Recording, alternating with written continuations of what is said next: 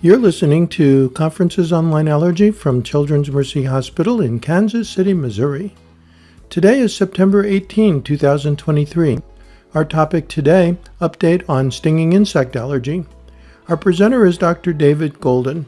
He's an associate professor of medicine in the Division of Allergy Immunology at the Johns Hopkins University in Baltimore, Maryland. He is also a member of the Joint Task Force on Practice Parameters.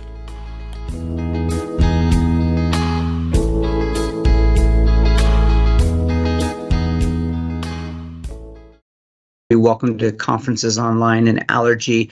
Today we're fortunate to have Dr. David Golden to present. He's an associate professor of medicine at Johns Hopkins University. He trained in medicine at McGill University and then in allergy and immunology at Johns Hopkins, where he's led the research program on insect sting anaphylaxis for 30 years. He continues to contribute as a member of the Joint Task Force on the Practice Parameters, and in chapters, reviews, editorial boards, and invited lectures. And today he'll be presenting on insect allergy updates. Thank you. Great, thank you. Thanks very much. Great to be back. And you're seeing, I hope, the presentation main slide. Yes? We are. Okay. Yes.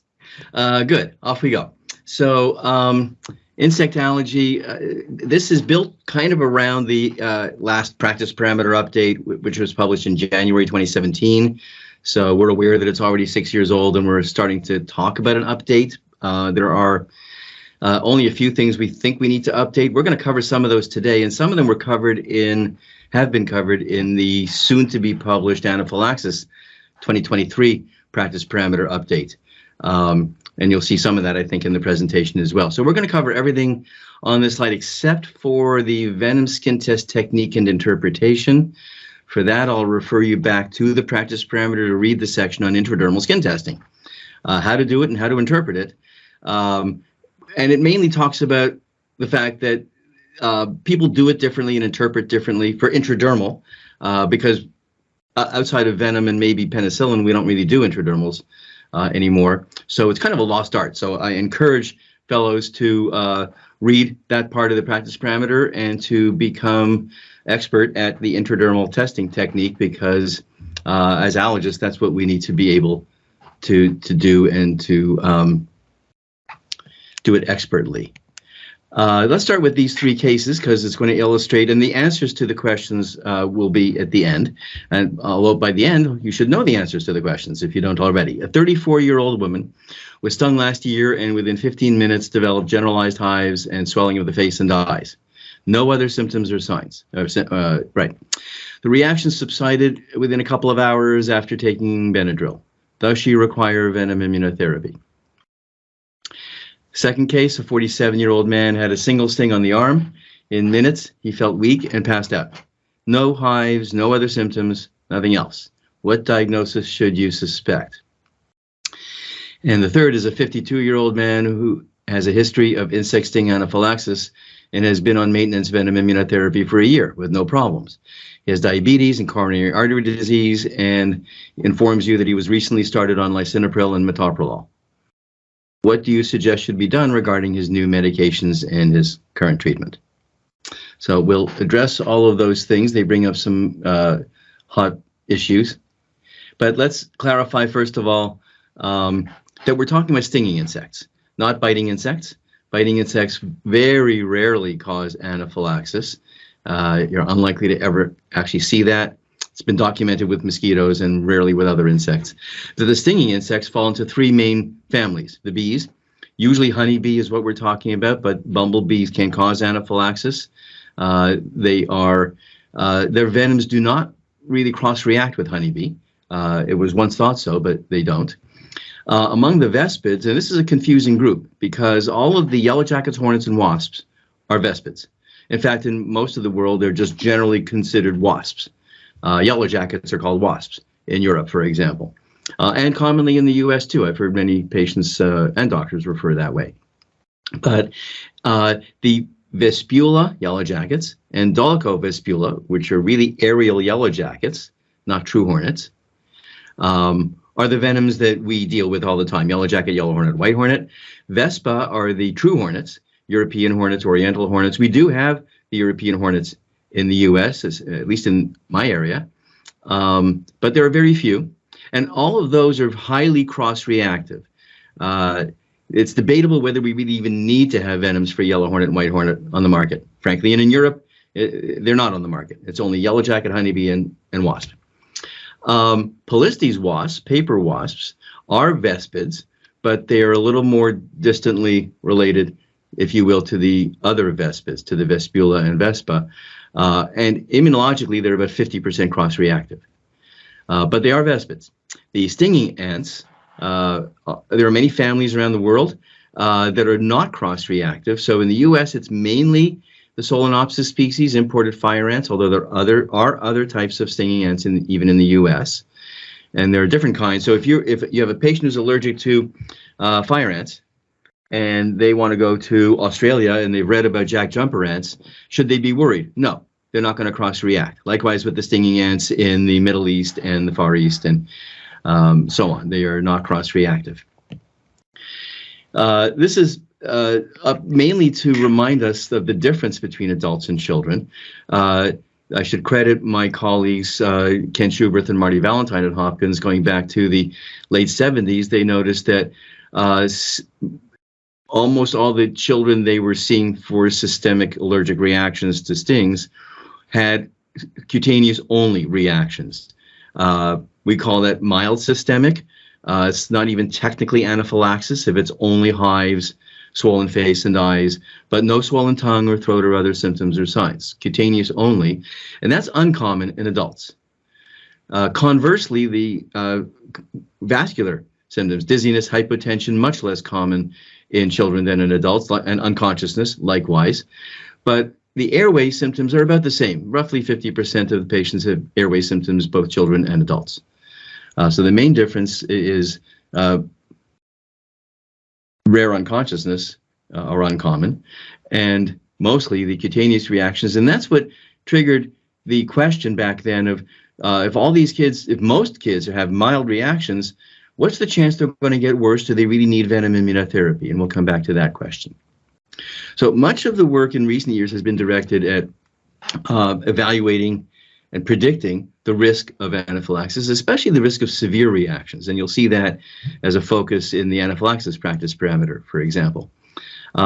This study shows you some of the results of our insect sting challenge studies that are now 15 to 20 years old, actually 20. And the point here is, first of all, when you evaluate a patient, what should you do? Well, take a history, for starters, of course, but a detailed history. Not stung by bee, had reaction. That may be adequate, but we find value in a lot of the details of where they were, what they were doing, trying to really understand what stung them, because the patient and even physician identification of stinging insects is notoriously unreliable. So when they say they were stung by a bee or a wasp, take it with a grain of salt. Sometimes it's obvious. A beekeeper gets stung around the hives. It's probably a bee, honeybee. So this shows you in relation to history, how does that predict or correlate, if you will, with the frequency of systemic reactions to the next sting. So these are people that we take their history, we do their tests, they're positive. They're candidates for venom immunotherapy, most of them, but they've declined. So we were permitted by the IRB to sting them. And what you're seeing is that the more severe the history, the more the chance of a systemic reaction to the next sting. Now this is frequency, not severity. Remember that when we talk about risk, in my mind, risk has two major components: frequency and severity. So I don't always like using the word risk, because there's a big difference between a 50% chance of having hives and a 10% chance of dying, or even a 1% chance of dying. So severity is quite different from frequency. This is frequency. The chance of having a systemic reaction of any severity is higher the more severe the reaction. We accidentally found that it was different with different species of yellow jacket. I can't tell them apart, and you, unless you're an entomologist, you can't tell them apart either. But which is why it was accidental. We didn't realize at first that we were being supplied with two different species of yellow jackets. And it turns out that the Vespula maculifrons and the red bars, these are the guys who build underground nests that you run over with your lawnmower, and then they swarm and attack you. And they are mean, and they have a very potent venom. And as you can see, the chance of having a reaction to that kind of yellow jacket is much higher than the chance of having a reaction to the Vespula germanica. Very similar species in appearance, but they build nests horizontally, if you will, between landscape ties, and their behavior is different. Their sting behavior is different. We don't know if their venom is different in potency, but the upshot of all that historically is, so the patient comes to see you and for allergic rhinitis, and of course your complete history should include a question: have you ever had a severe reaction to an insect sting? Because if you don't ask, they won't tell you. It's amazing. Because when it comes down to it, when they say, oh yeah, 10 years ago I nearly died from a sting. Well, did you ever tell your doctor? No, I thought it was a fluke. It would never happen again. We hear that all the time. I thought it was a fluke because I've been stung many times before with no reaction. And then they have anaphylaxis and they think it's a fluke. So you have to ask the question specifically. They will gladly volunteer that their cousins had penicillin allergy, but they won't tell you they had a severe reaction to a sting. And then when you inquire more, they say, oh, well, I got stung 2 years ago and I had no reaction, so I'm okay, right? Well, as you see here, if they were stung by the other kind of yellow jacket, they might not have had a reaction. And then if they get stung next year by Vespula maculifrons, they may very well have a reaction again. So that's one of many possible reasons for the variability, which we'll come back to, in the reaction to insect stings, especially yellow jackets. So history, critical. Then you do diagnostic tests.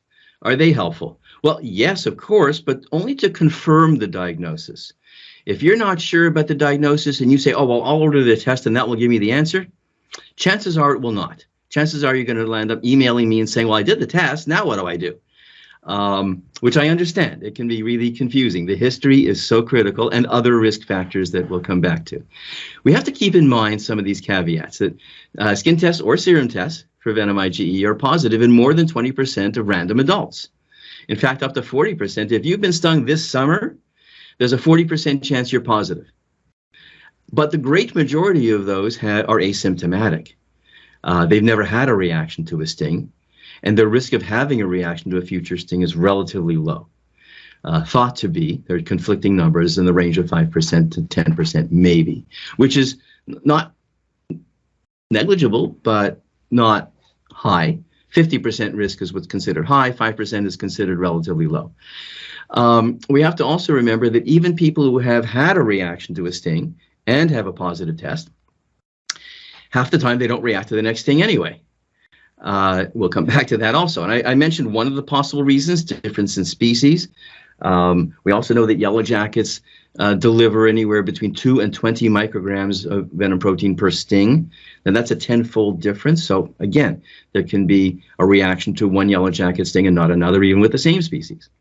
So test results don't always predict reactions, and even history and test results don't reliably predict reactions, but they do differentiate high risk from low risk, and they can confirm a diagnosis. They also don't predict severity reliably. They do. There's a correlation. The stronger the test, the more the chance it might be severe. I'll grant you, but there are a lot of outliers. There are a lot of people who have very strongly positive tests and don't react or get large local reactions. And there are people with barely detectable venom IgE who have anaphylactic shock. So it's a rough predictor, but not a reliable predictor of severity. I won't go into a lot of detail. We do skin tests or serum IgE to the stinging insects, including the winged Hymenoptera that we've talked about, and fire ants. I don't believe in prick testing, frankly, to the winged Hymenoptera. It has very, very, very limited utility. In Europe, they do prick tests, and then if it's negative, they do serum testing. They don't seem to believe in intradermal testing. Our practice in the U.S. has been focused on intradermal testing because the sensitivity of puncture testing is very poor. And intradermal testing, despite what anybody might tell you, is very, very safe. Anyone who tells you otherwise, I will gladly argue that case with them, and I will win that debate. The serum IgE is a little less sensitive. There's interference, as we'll talk about, with cross-reacting carbohydrate determinants.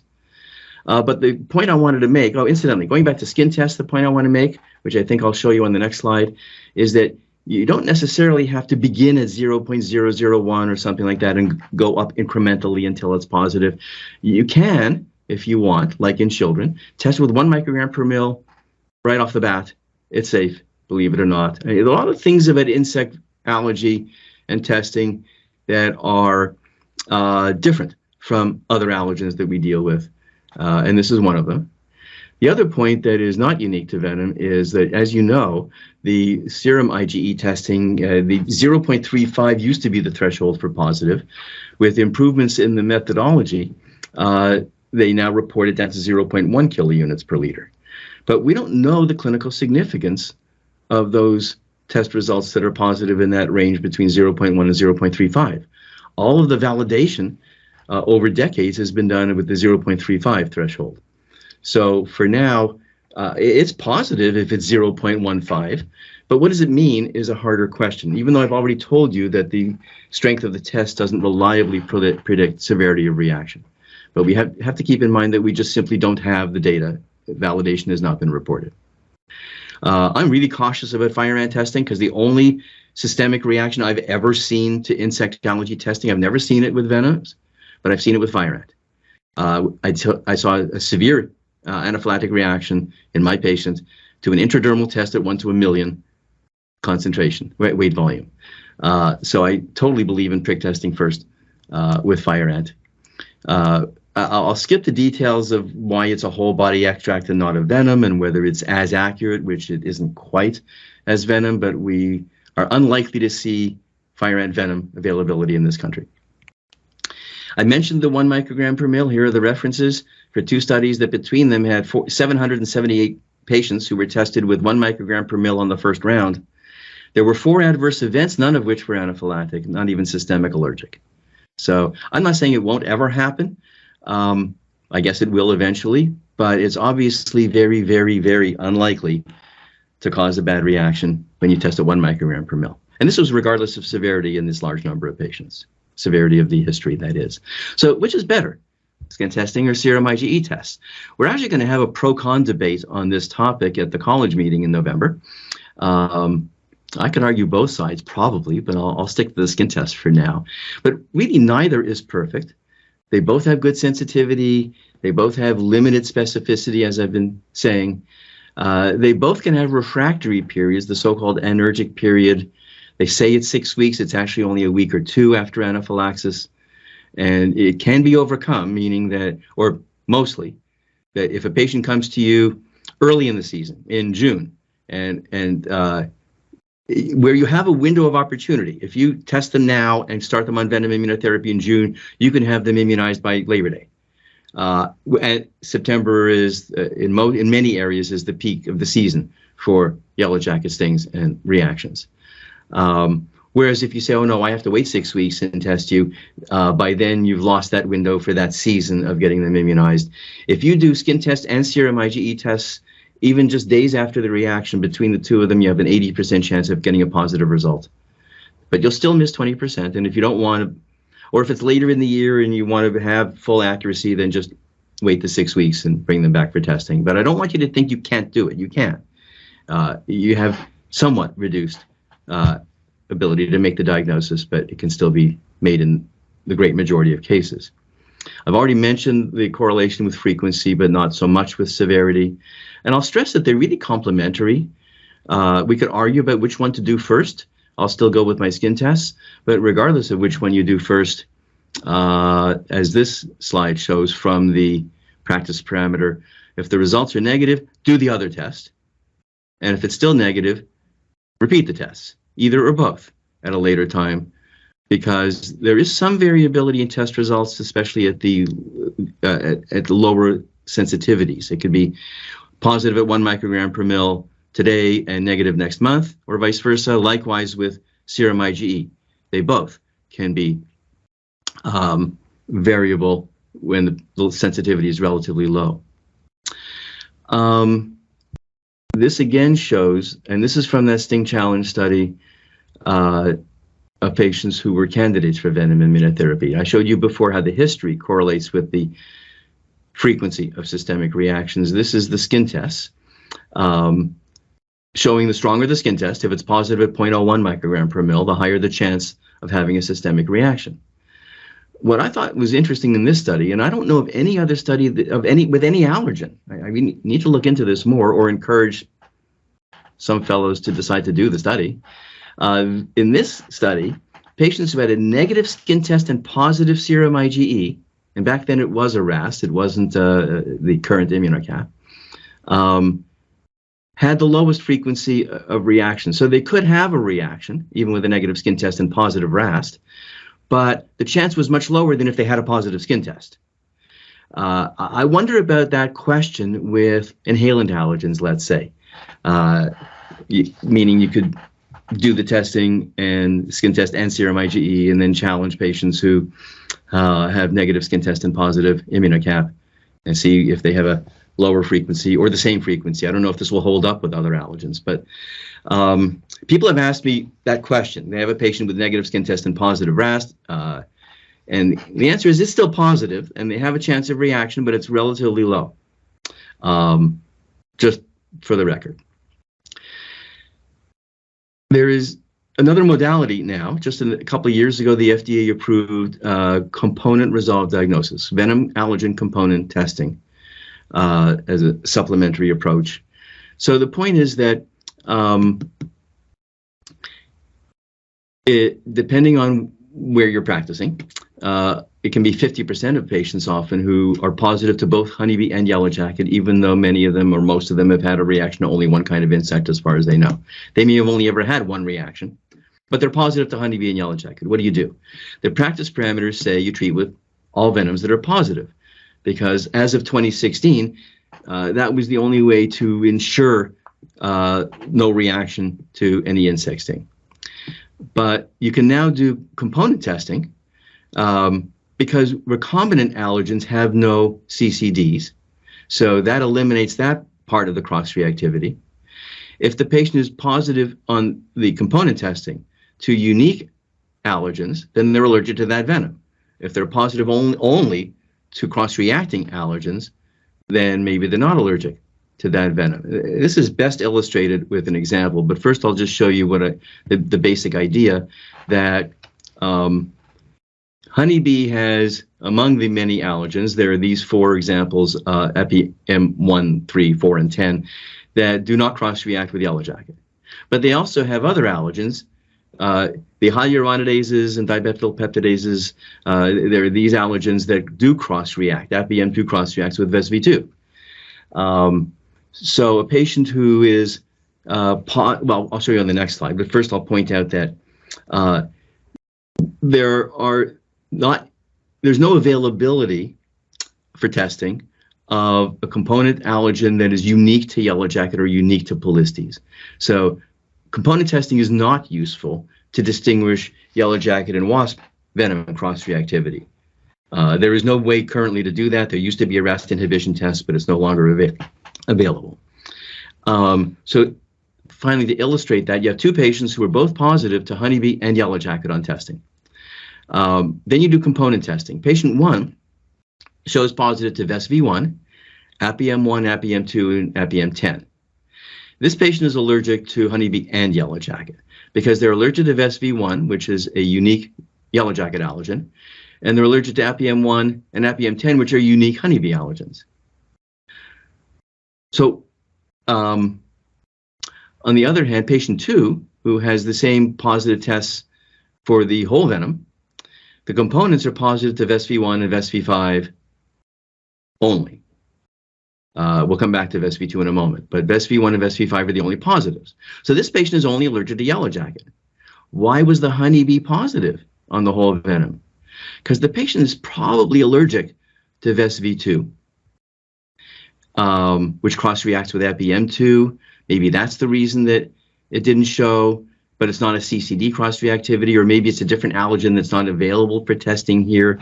To go back to the previous slide, maybe it's VSV6 they're allergic to, and it cross-reacts with APM12, neither of which is available on our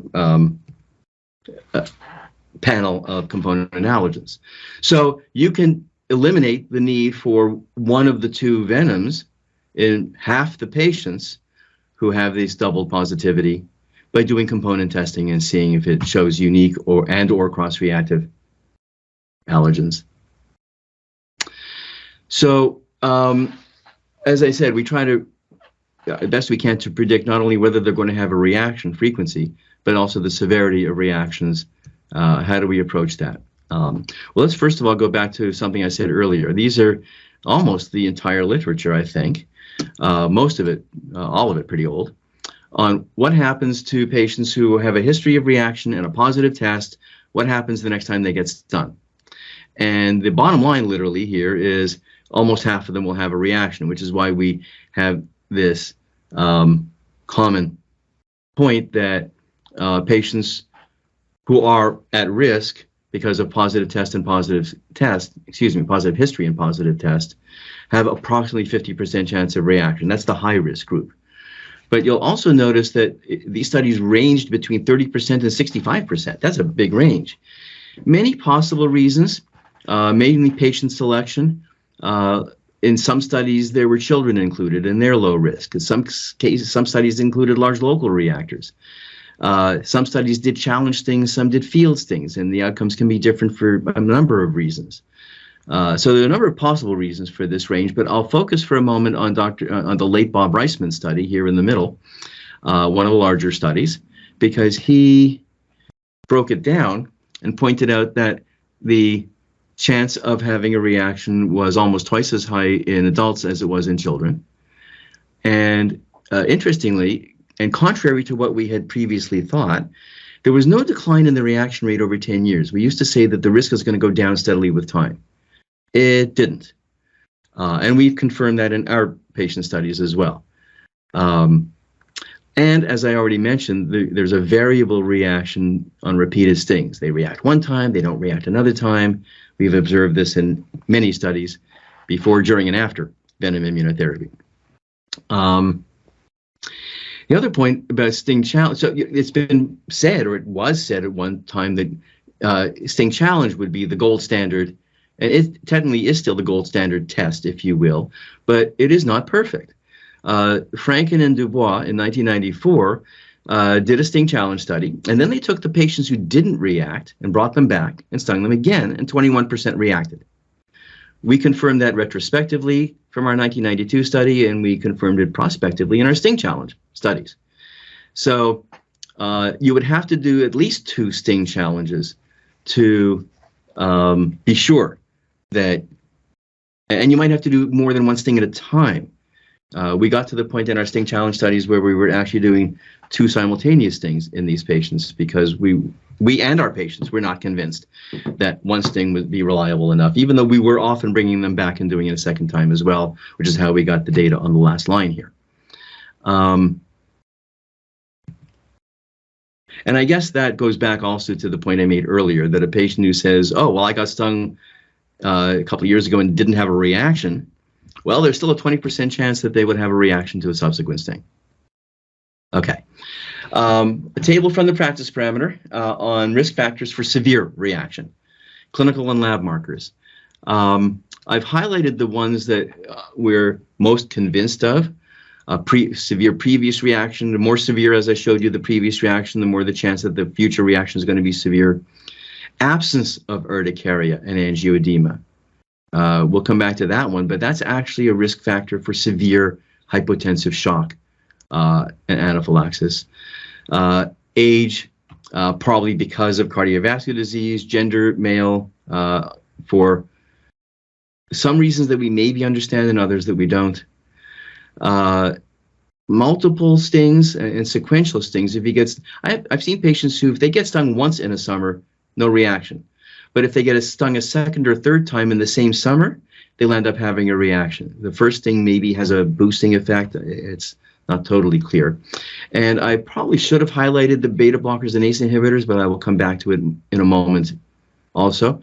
That's a little bit of a softer issue, but it is a predictor of severity. And the only lab marker that is of any real use is the tryptase. We can't get some of these others anyway, and I've already said that the venom skin test and IgE results are rough predictors, but not consistent predictors. So what I was starting to say about beta blockers and ACE inhibitors, you'll find an extensive section on this in the upcoming anaphylaxis practice parameter update. We were a little bit soft on it in the insect allergy update, but I'm going to show you two more recent studies. This is the one and only systematic review and meta-analysis of beta blockers and ACE inhibitors in anaphylaxis of any cause. And both beta blockers and ACE inhibitors were associated with increased severity, but not increased incidence. So there's not a bigger chance of having a reaction, but if they have a reaction, it's more likely to be severe. But they found it was not possible to adjust for cardiovascular disease because they're so intimately correlated. Obviously, that's the reason that most of them are on the beta blocker and ACE inhibitor.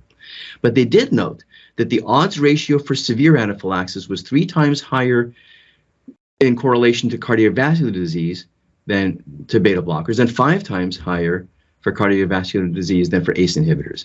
So the real risk is the underlying cardiovascular disease, and to a lesser extent, the medication.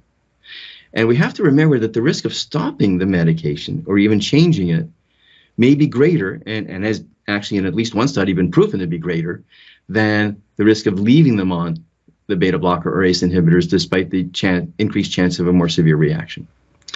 This is an insect-specific study from 2021 that recruited 1,425 patients who were eligible for venom immunotherapy, and found that, retrospectively, that there was no difference in the frequency of their previous sting reactions. It was not more severe in the patients who were on ACE inhibitors or beta blockers in this study. Then 1,342 of them went on venom immunotherapy, and during venom immunotherapy, there was no increased incidence of severe reactions to venom immunotherapy. And after a year on venom immunotherapy, among those who were stung, there was no increased incidence of severe reactions, or actually systemic reactions in general, in those on beta blockers or ACE inhibitors. So in this study, there was no increased risk before or during immunotherapy for severe anaphylaxis to stings. What you'll find in the recommendations in the anaphylaxis practice parameter is that for venom, that for buildup, there is a greater chance of more severe reaction, but the risk of changing or stopping the medication is greater than leaving them on it. And for maintenance immunotherapy, there's absolutely no reason to change their medication. The risk is not increased. For untreated patients, the risk would be increased, but of course, there's the people who should be on venom immunotherapy. So now let's go back to predicting risk. Serum tryptase levels, and this will bring us into a little section on mast cell disorders as well. So 2009 was a banner year for this issue. Bonadonna et al. Published this study of 379 patients with insect sting anaphylaxis and positive venom testing. Actually, not all of them. I'll show you. But top line here, 11.6% of them had elevated tryptase greater than 11.4 nanograms per mil. So that's one estimate of the frequency of elevated tryptase. It's probably even higher than that, actually, but for a different reason that we'll come back to momentarily. And then bottom line here, literally, in the grade 4 reactions, and in that grading scheme, that's hypotensive shock. Out of 124 patients with hypotensive shock, 25% had elevated tryptase. So there's a clear correlation with the hypotensive shock. But even in the mild to moderate reactions, you're seeing that 5, 10, even 15% had elevated tryptase. We now look at that and think that most of that is probably hereditary alpha-tryptosemia. Some of it is also mast cell disorders, other clonal mast cell disorders. So this would look to be a good reason to be checking tryptase in patients with insect sting anaphylaxis, even maybe the mild to moderate ones. Same year, different study, European Interest Group on Insect Allergy reporting the correlation of tryptase to severe sting reactions in untreated patients. And there's a clear and linear correlation, although it doesn't stay linear. I have to point out that, as you see, they have almost no data here in the high range. A later study by a different group showed that this curve actually is a bell-shaped curve that comes back down in the very high range, which is strange and paradoxical, but that's true. But in the mean is about 4.5 for tryptase, and you'll see that even by, where's my pointer? Even by 11.4 for tryptase, which is the upper limit of normal in the usual reporting, you already have a twofold odds ratio for severe anaphylaxis. So tryptase is an important predictor of severe sting anaphylaxis. When should you order tryptase? Well, this is a table from the practice parameter. Any severe reaction, any hypotensive reaction, absence of urticaria correlates with mastocytosis. And if they don't have IgE, I meant to show you that on the Bonadonna study. Grade 1 here we go. Allergy tests. Only 4 out of these 379 patients had negative tests. All 4 of them had elevated tryptase. So mast cell disorders can be a cause of sting anaphylaxis even without IgE. So back to this slide, that's why sting reaction with negative testing is another reason to do the tryptase. But you should also consider it for any systemic reaction to an injection or sting. So if they have a reaction to venom immunotherapy, you definitely want to know the tryptase. If you didn't already do the tryptase and it's time to consider stopping immunotherapy, you should definitely check it, because elevated tryptase and mast cell disorders are associated with a greater risk of relapse or death after stopping venom immunotherapy. And we're coming to the point of probably saying any patient who's a candidate for VIT, you should know their tryptase level, because it predicts severity, it predicts reactions to venom immunotherapy, it predicts relapse from venom immunotherapy. You should want to know it. Is screening tryptase enough? Maybe not, and this is only one study, so we're not sure what recommendation might be made in the future. But the point in this study was that, so you can measure the c-KIT mutation that is responsible for most mastocytosis, and not only on bone marrow, but now you can do whole blood c-KIT testing that used to be inaccurate. If you're going to order it, you want to make sure you're getting the high sensitivity PCR, preferably drop digital type testing for blood c-KIT mutation. And when they did that, and you'll see that almost all these patients were grade 4 hypotensive. There were just a few grade 3 patients in here, and I'll bet they were hypotensive too. The point is that of all these patients who had a positive c-KIT mutation, 28 out of 34 had normal tryptase, less than 11.4. In fact, many of them were less than 8, which is important, as we'll come back to. So in the high suspicion patients, the hypotensive shock patients, for example, absence of urticaria, if the tryptase is negative, you should be checking the c-KIT mutation. But quite frankly, you can't make a diagnosis of mastocytosis without a bone marrow biopsy, period, by current criteria. So really, in the end, you would have to do a bone marrow biopsy.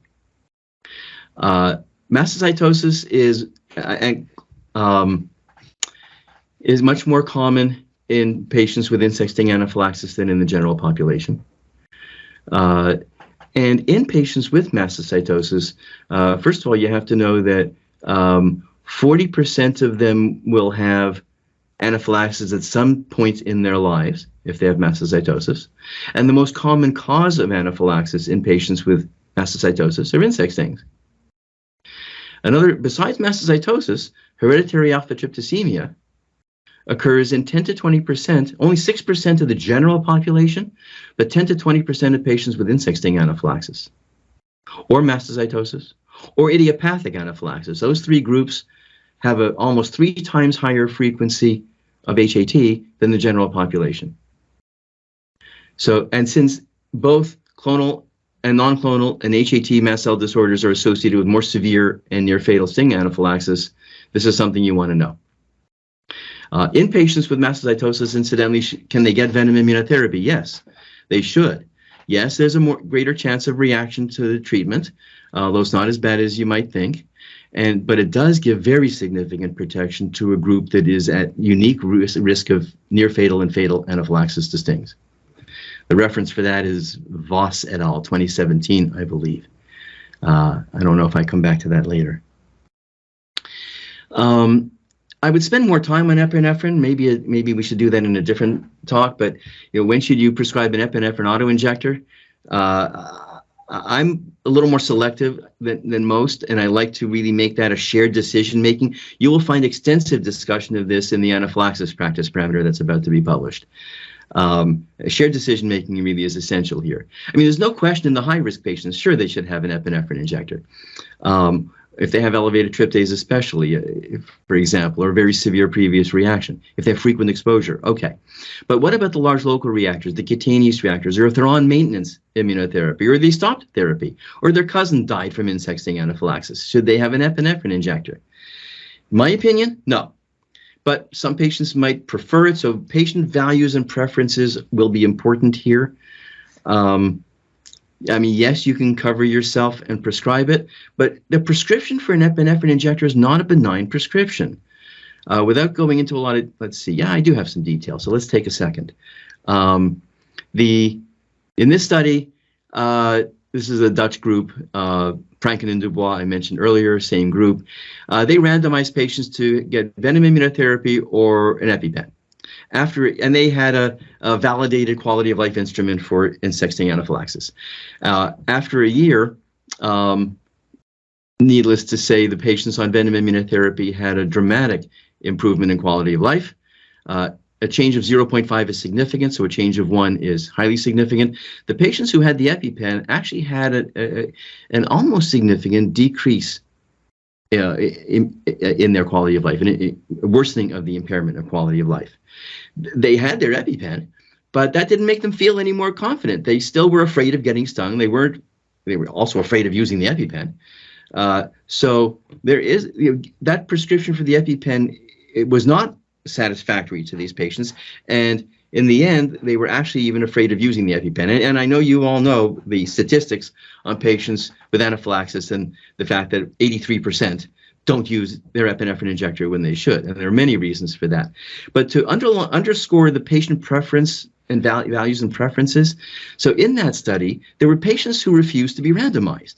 So they were entered into a non-randomized arm of the study. They were allowed to choose whether to get an EpiPen or go on venom immunotherapy. And you'll notice here on the end, the patients who were non-randomized, who chose the EpiPen, did not have a deterioration in quality of life. In fact, they had a slight improvement. So patients who want it can benefit from it.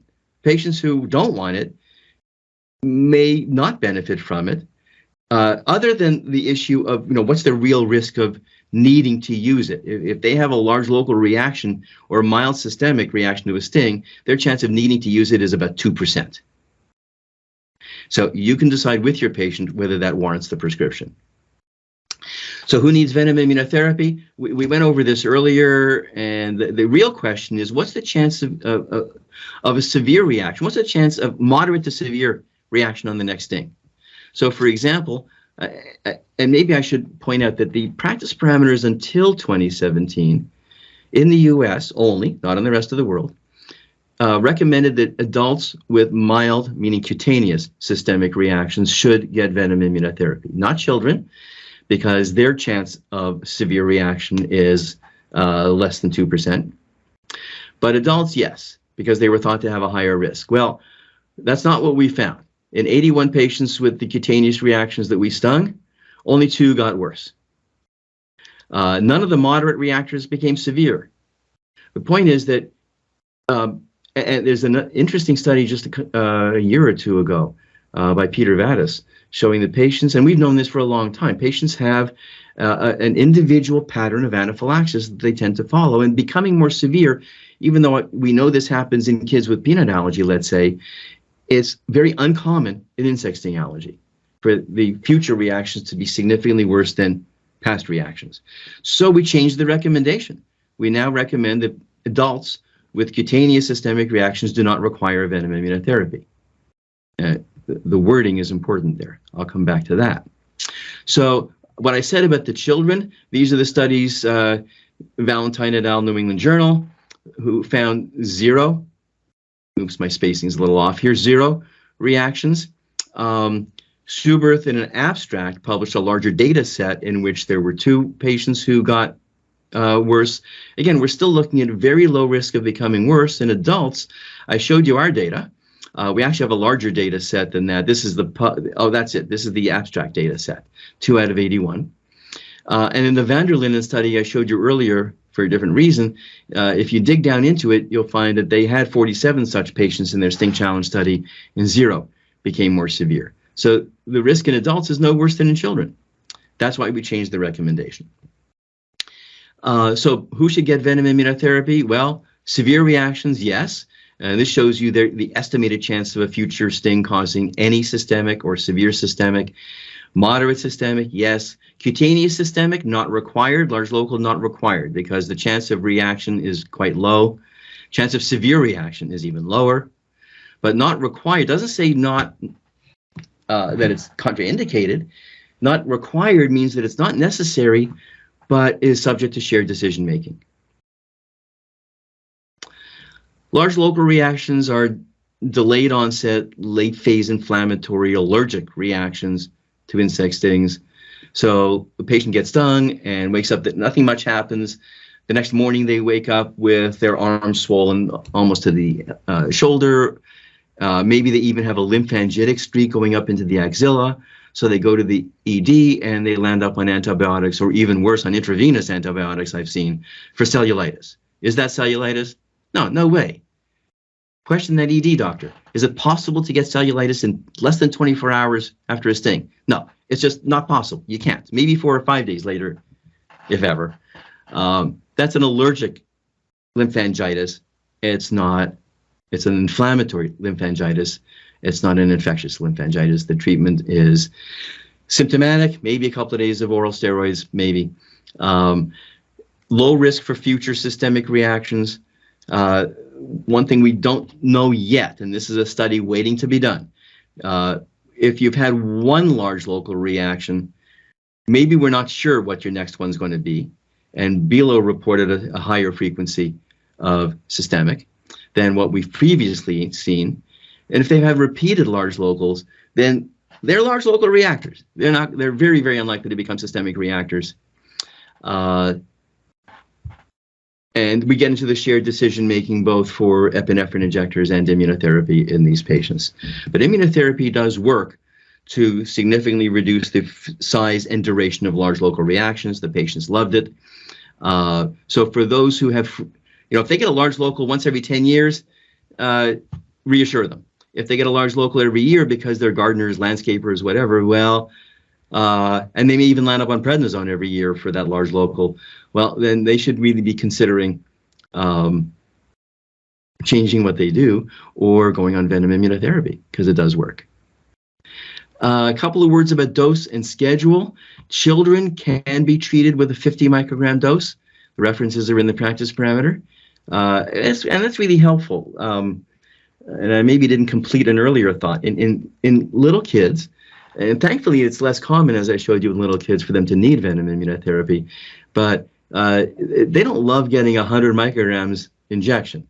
That's a big shot for a little arm. We now know that we can treat them with 50 micrograms. I mentioned earlier about skin testing and testing with just at 1 microgram. And I meant to point out that, in children, you don't want to do 20 intradermal tests.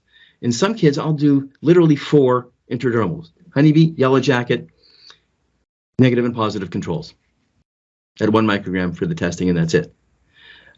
So that's an alternative approach.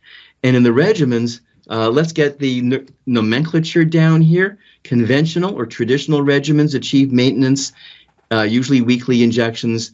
It takes 4+ months. Modified rush or semi-rush is 8 weeks in our regimen. So it's weeks, not months, to maintenance. Rush regimens, maintenance in 2 to 3 days. Ultra rush in hours. Again, and this is another one that's different from other allergens. Not only is the modified rush as safe or safer than the conventional.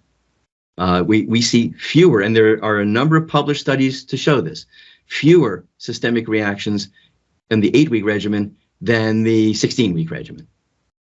Okay, mainly because there's more injections in the 16-week regimen. And this is the reaction rate per injection is about the same. And rush regimens are as safe or safer than those other regimens as well. But ultra rush regimens definitely carry a higher risk of reaction. So rush, the 2 to 3 day rush is definitely something that, first of all, it's routinely used in Europe. It's routinely used in the US military. And I think the only reason I don't routinely use it is because patients don't want to spend 2 to 3 days in my clinic. They'd rather come once a week for 8 weeks. So that's patient preference. But my recommendation would be that they should consider the rush regimen.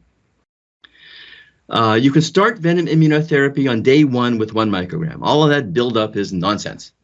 That's been published. It's been our experience for 40 years at Hopkins. I know it's counterintuitive, but there you have it. We always pre-medicate with H1 blockers for the build-up stage. It may even improve the immunologic response. That's been published. And I've already mentioned the maintenance dose in kids. What if they have systemic reactions during VIT? What do you do? Well, as I said earlier, you probably should check their tryptase if you didn't already.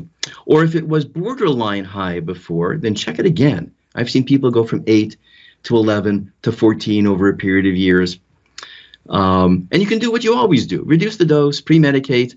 But if they have repeated reactions, the preferred approach, believe it or not, is rush immunotherapy.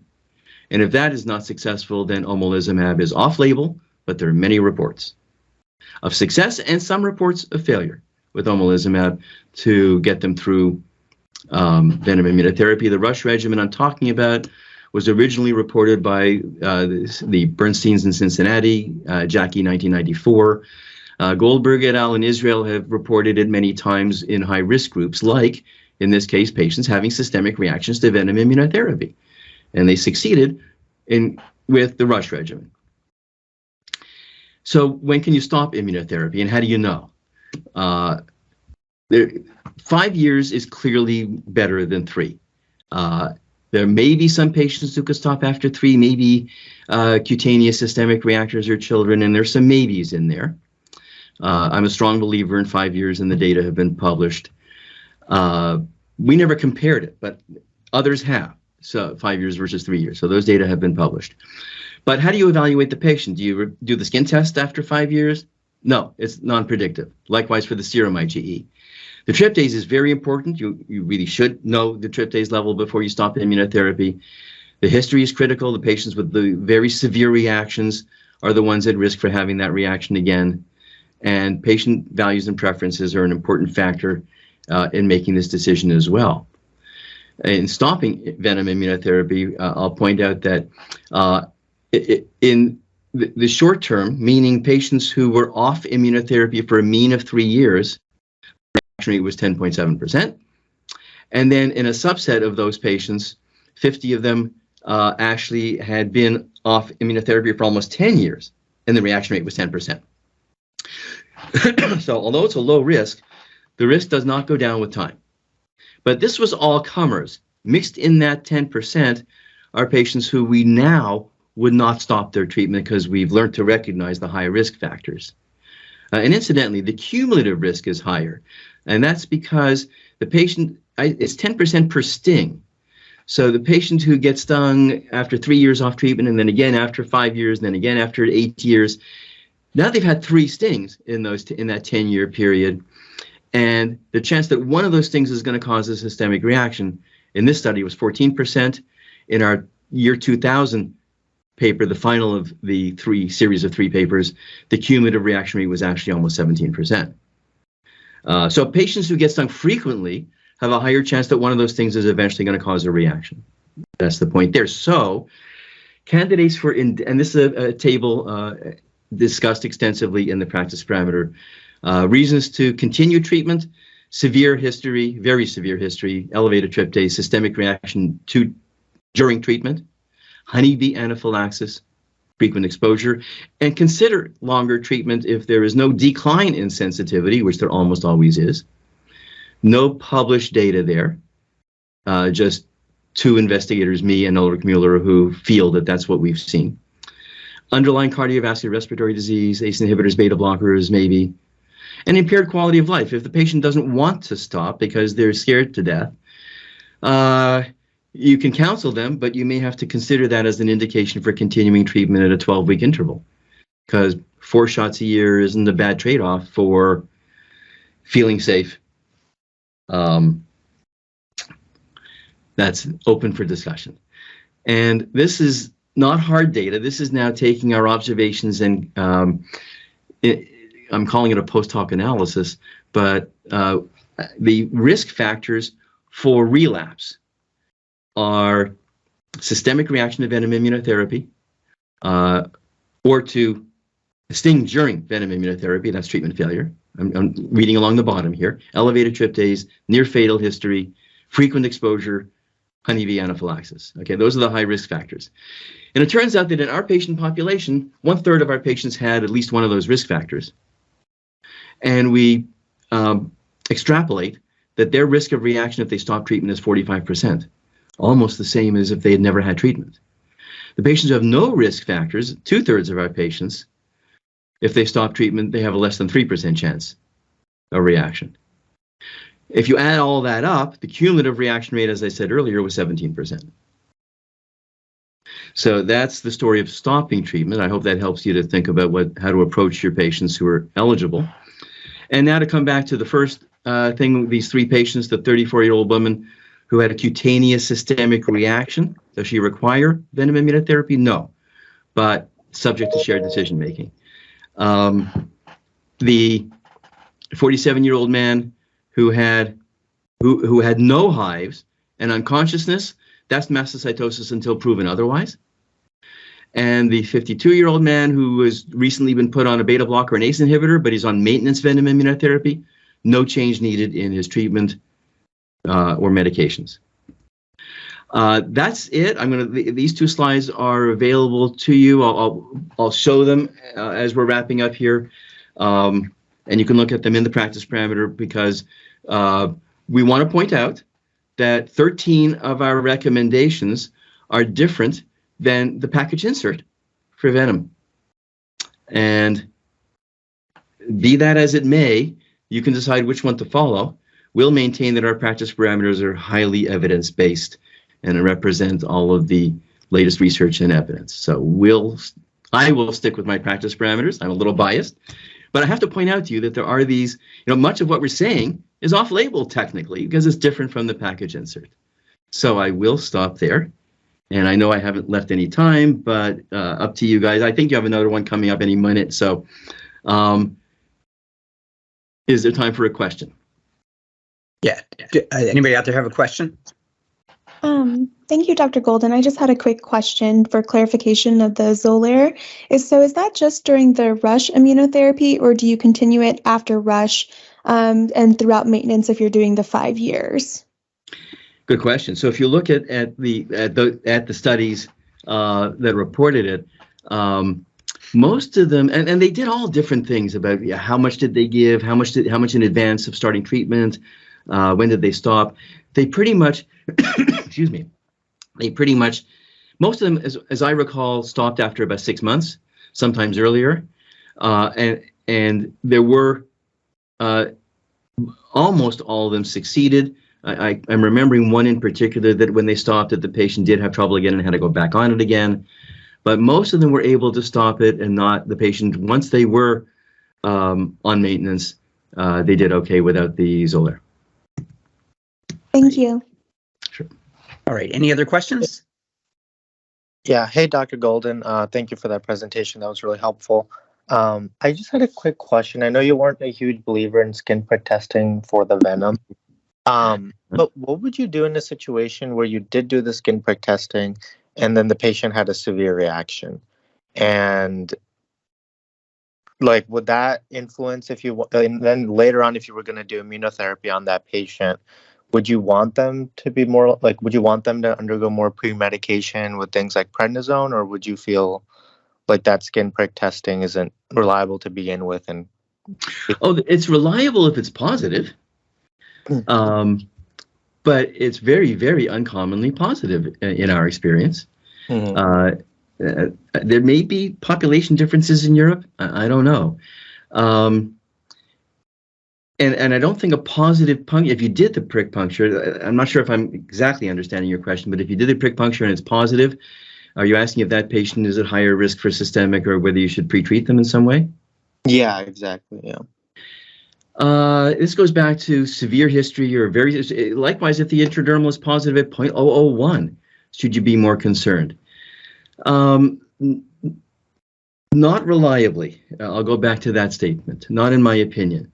I always pre-medicate with the H1 blockers, but no, personally, I would not pre-medicate with steroids in any patient who didn't already have a systemic reaction to venom immunotherapy. Mhm. Okay. Thank you. Okay. All right. For sake of time, I think we'll end this. I will. I'll interrupt just to say one thing, Sure. especially for the fellows and for faculty. I love emails. If you have questions about patients or general questions, email me. I promise to answer. Fantastic. We appreciate you doing this for us once again. I look forward for the online data entry based algorithm that we can sign into, because there have been so many changes. I would love to have something like that. So Me too. yeah, understood. All right. Thanks again, Dr. Golden. We appreciate you being here.